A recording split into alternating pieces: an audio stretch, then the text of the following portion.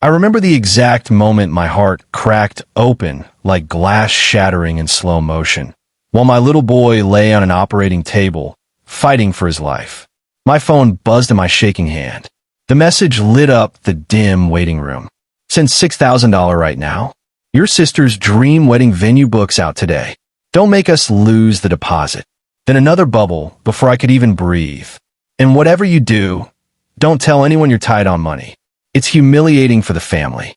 My son, my 8-year-old Elias, was under the knife, his tiny body sliced open to remove a burst appendix that had nearly killed him overnight. And there I sat, alone, staring at those words from my own mother. I am Nathan, 39 years old. I live in a modest 2-bedroom outside Charlotte, North Carolina. By day, I'm a network engineer, basically the guy who keeps servers from catching fire. I am divorced. My ex, Claire, and I split custody of Elias, the quietest, kindest kid you'll ever meet. He collects rocks, names them, and lines them up on his windowsill like soldiers. He still believes superheroes are real because he wants the world to be that good. He's everything to me.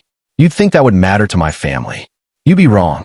I have a younger sister, Harper, 35, beautiful, charismatic, perpetual dreamer. She floats from passion to passion. Yoga instructor, boutique owner, influencer, wedding planner, always landing on her feet because someone catches her. Usually me. My parents, Diane and Greg, worship her. Every story ends with how hard life has been for poor Harper, and how I'm this stable one who can afford to help. It started small. A few hundred for Harper's branding photos. 1,000 when her car broke down. Then Mom's unexpected medical bills that somehow always coincided with Harper's latest venture. We opened a joint savings account years ago for emergencies, Mom said, squeezing my arm at the bank. I was the only one who ever deposited. I bumped my automatic transfer from $200 to $600 a month so they wouldn't stress.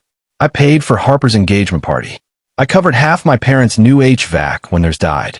I sent money when Harper's fiancé lost his job. Again. Meanwhile, Elias got a secondhand bike for Christmas and a car that said, "Love, Grandma and Grandpa," with nothing inside. The wedding thing had been brewing for months. Harper called one evening while Elias and I were making spaghetti. "Nate, you're not going to believe this venue," she gushed. "It's a restored barn with string lights and wildflowers everywhere. It's perfect."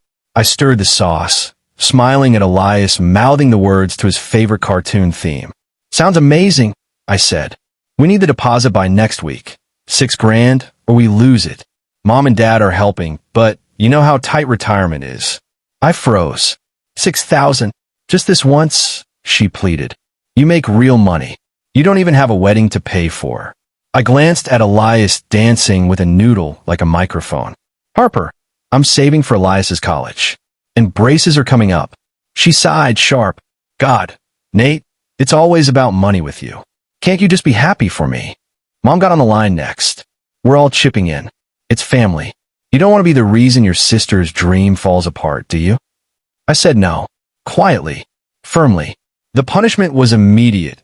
Frozen invitations to Sunday dinners, group texts I wasn't added to, photos of all the cousins that somehow never included Elias. Then came the night everything shattered. Elias woke up screaming at 2 a.m., curled into a ball, burning with fever. By dawn we were in the ER. Scans showed his appendix had ruptured, poison spilling inside him. They rushed him into emergency surgery.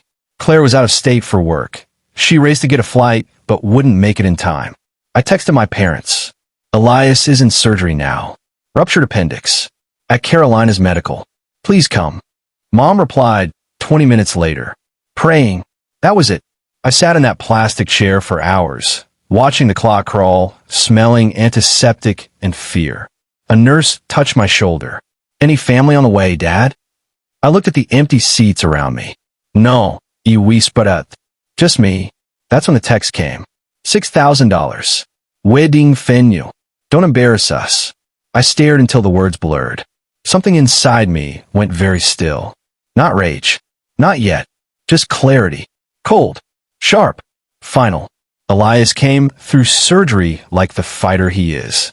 No complications. I held his hand in recovery while he drifted in and out, whispering, "Daddy's here. Daddy's never leaving." The nurse smiled at me again later. "He's lucky to have you." I almost cried right there. 3 days later, Elias was home on the couch, pale, but smiling at his favorite movie. I sat at the kitchen table with my laptop, paying bills, when the emails rolled in. "Mom, have you reconsidered the venue? Prices are climbing. We can't wait forever." "Dad, your mother is devastated. This wedding means everything to her. Don't be selfish." "Harper, everyone's asking why you're not helping. It's getting awkward." I opened the joint account. Balance, $9,847.62. Every cent mine. I transferred it all to the college fund I'd opened for Elias the day he was born. Then I restricted access to the joint account, pending review for unauthorized activity. Next, I logged into my work portal. Life insurance beneficiary, 60% Elias, 40% parents. I changed it, 100% Elias. Confirmation email pinged. Changes effective immediately. My hands didn't even shake. I sent one text to the family group. "Elias is recovering well. I've moved my savings to his future. I've removed you from my accounts and benefits. I won't be funding the wedding or anything else. My son comes first." The explosion started at 6:58 the next morning. Phone blowing up. Missed calls stacked like bricks. "Mom, the account is empty." "What did you do?" "Dad, card declined at the grocery store." "Do you know how that feels?" "Harper, the venue canceled our date. Because of you. How could you ruin my wedding?" "Mom," voicemail, voice cracking with fury. "That was our safety net. You stole from your own parents. Undo this now, or you're no son of mine." Elias padded into the kitchen, rubbing his eyes. "Why is your phone so loud, Daddy?" I turned it face down. "Just noise, bud. Want pancakes?" He grinned. "With chocolate chips?" "Doctor's orders." They showed up that afternoon. Mom, Dad, Harper, faces tight with righteous anger. I met them on the porch so Elias wouldn't hear. Mom didn't wait. "Fix it. Today." "Dad, you've humiliated us." Harper, tears shining. "My wedding is ruined because you're mad about a stupid surgery." I looked at each of them. Really looked.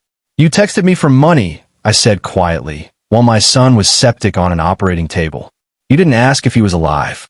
You asked for a venue deposit." Mom scoffed. "It was appendicitis. Kid survived that." "You didn't know that then," I said. "You didn't care enough to ask." Harper rolled her eyes. "You're being dramatic." "No," I said. "I'm being a father." Silence stretched. Then Mom, voice low and venomous. "You'll regret this when you're old and alone." I smiled, small, tired, free. I already was alone. In that waiting room. Now I'm not. I stepped inside, closed the door, locked it. Elias looked up from the couch. "Was that Grandma?" "Yeah." She sounded mad. "She is." "Did I make her mad?" His voice wobbled. I sat beside him, pulled him close. "No, little man. You made me brave.